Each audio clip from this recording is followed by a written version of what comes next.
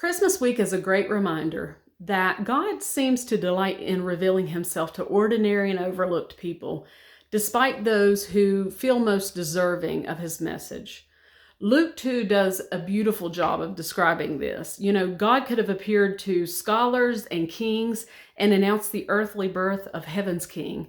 Yet he goes to shepherds, simple, everyday workers out in the field, watching their flocks. They were probably not prominent. They most likely held no position of great influence in their community.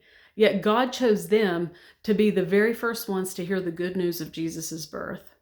This really should serve as a reminder to us to look past the gaze of everyone else, to scan the fringes, if you will, to look for the outliers. When we only give our attention to what catches the crowd's eye, we stand at great risk of missing God's message. And that's crucial because when God reveals himself to us, it isn't just to make conversation, just to speak to us. There's a transformation that accompanies that message, a miracle in the message. And then is when the ordinary becomes extraordinary. The commoner becomes the chosen one to carry the life-changing message of God. Good tidings of great joy to all people.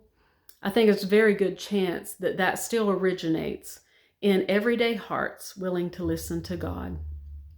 And you know what? Maybe if that's where God starts, that's where we should be looking and listening to.